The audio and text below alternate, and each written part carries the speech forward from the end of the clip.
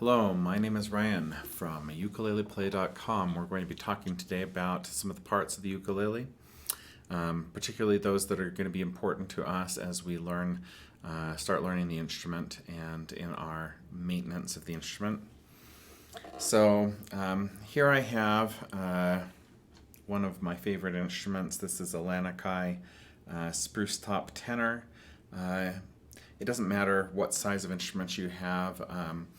The parts are all correlate among the different sizes, and they are tuned the same way except for the baritone ukulele, which we won't be talking about today. When we get into the parts of this, we've got this whole area here is called the body of the instrument, and the body could be exploded into many, many different parts, and you could make a whole huge diagram out of that. But it's generally enough to know that this is the body and that this lower curve is called the lower bout, and then this curve is called the upper bout. And attached to the body we have a neck, and the neck is made up of usually a couple pieces of wood that have been glued together and then shaped into this beautiful curve here. And up here at the top where we have the headstock,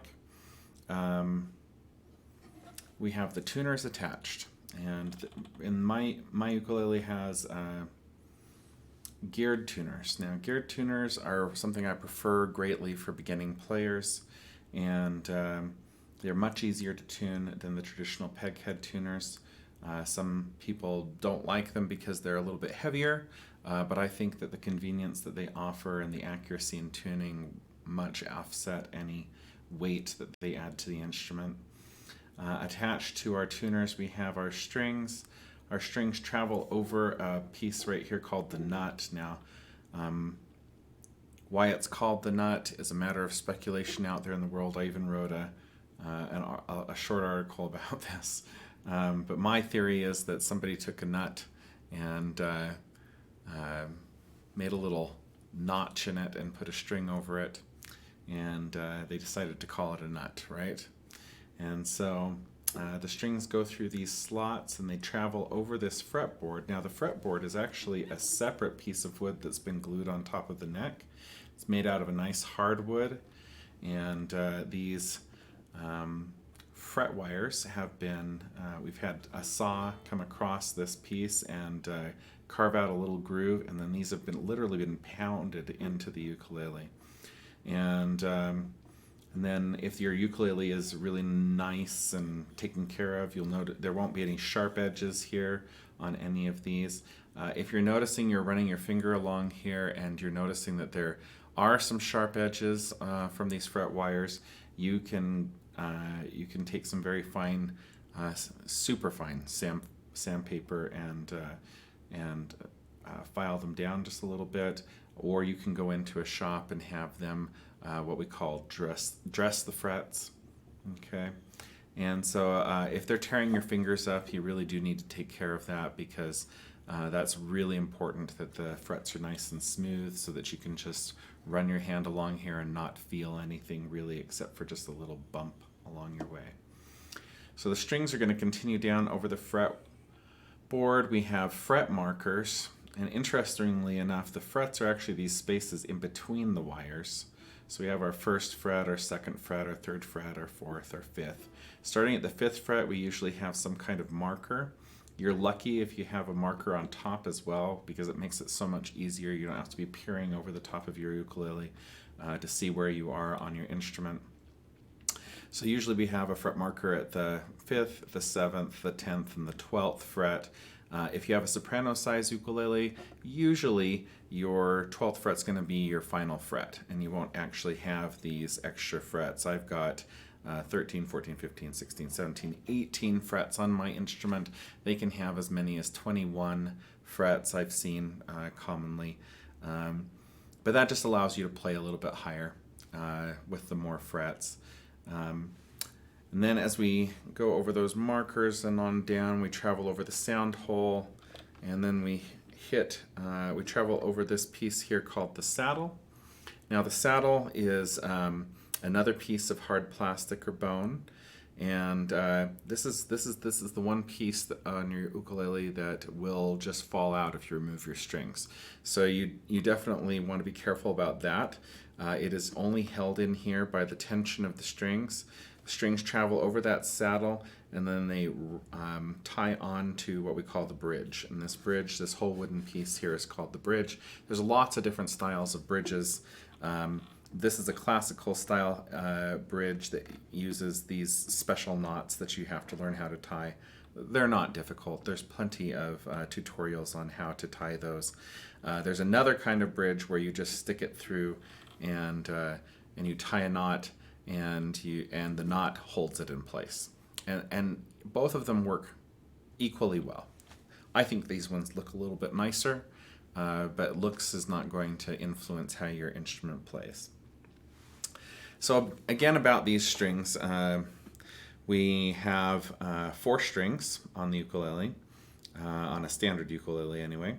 And this is really important that we number the strings starting from the bottom and going to the top. And the easy way to remember that is that if you were to step onto a ladder or onto a staircase, the very first step would be the one closest to the ground, not the one closest to the top.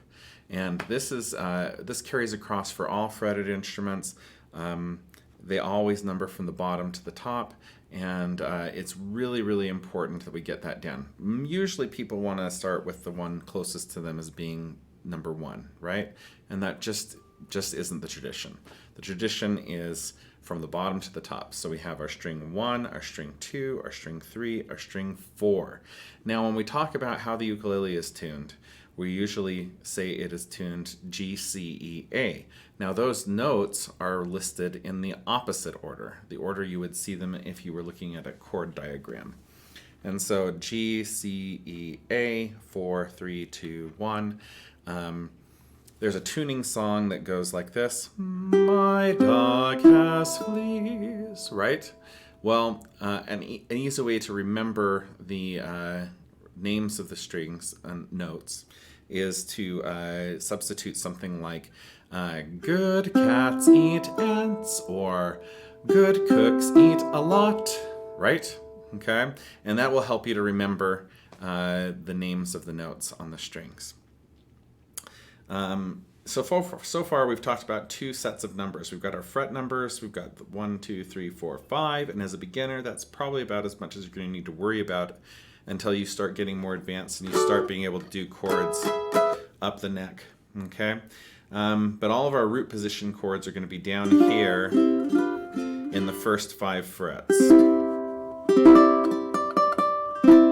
Anyway, so 1, 2, 3, 4, 5 frets, 1, 2, 3, 4 strings, and then we've got our finger numbers, okay? And so our finger numbers, this is really important. Our index finger is number 1. If you've played piano before, then your thumb would have been number 1, but no, we don't use our thumb to actually fret strings. And so we use finger number 1, and then finger number 2 is the middle, finger number 3 is the ring, and finger number 4 is the pinky. And so this is really important because when you're communicating information about chords to each other, it's really easy to go through them and say things like, take your 3rd finger, put it on the 3rd fret of the 1st string, and when you do that, you will have a C chord. And those 3 numbers, super, super important. So another example would be an F chord. 1st finger, 1st fret on the 2nd string, 2nd finger, 2nd fret on the 4th string. And so that's just a really easy way, if you know those things about your ukulele, to communicate the information about where fingers go on which frets, on which strings, okay? And so I would say that is the most important piece of information to learn from this video is finger numbers, 1, 2, 3, 4, string numbers, 1, 2, 3, 4, and fret numbers, 1, 2, 3, 4, 5, on up. And so one last thing I wanted to talk about, there are 2 spots on your ukulele that are what we would say as adjustable, right? And so we talked about the nut here. Now, if your strings are way, way, way, way up, so that when you're pushing down a string, you're having to push it down really far and it's bending your string out of tune, I'll bend one on purpose just to make you hear what I'm saying. Here's in tune C. But if your C is sounding like that and you're pushing straight down, it's probably because you have your nut is too high, and so it needs to be adjusted. And you can have that done with almost any luthier can help you. A luthier is someone who works on string instruments, but a guitar or ukulele luthier is going to know best. You want to get the strings as close down to the frets as you possibly can without them buzzing.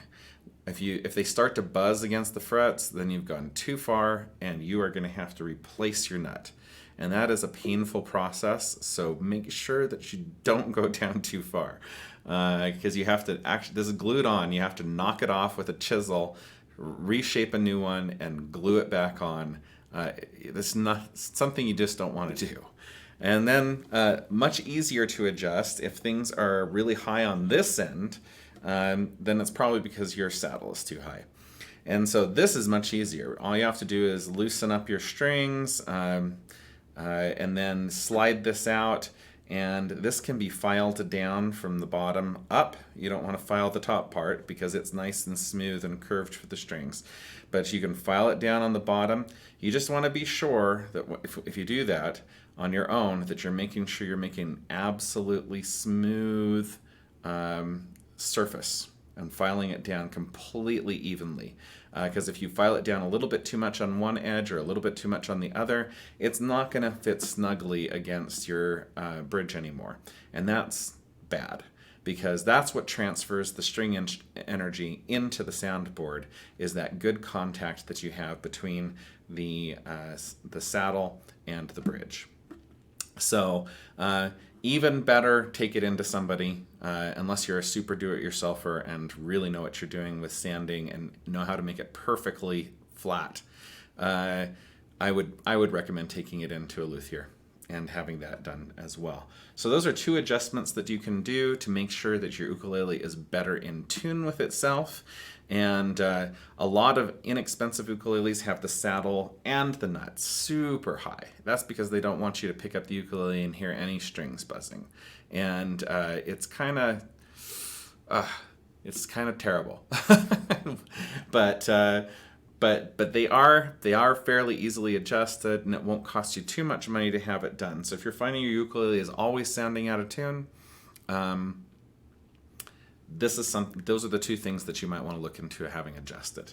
Now, one last thing is strings. A lot of people start tuning their ukuleles up for the first time, and they think that because their ukulele is going out of tune really quickly, that there's something wrong with your ukulele. No. This is your string stretching, and strings have a tendency to stretch for weeks, if not months. And so you want to be sure that you give your strings plenty of time to stretch out before you start thinking that there's something wrong with your ukulele. Because every time you tune them, they're going to stretch a little bit more. And as they stretch out, they will become out of tune. And so it has nothing to do with your tuner slipping or anything like that. It's just the strings naturally stretching out. And there will come a point where they will mostly reach equilibrium, but it takes a long time. And you always want to tune every time you tune your ukulele. So G, C, E, A, good cats eat ants. And with that, I will say farewell and good luck to you in all your ukulele playing, and I hope it brings you a lot of joy.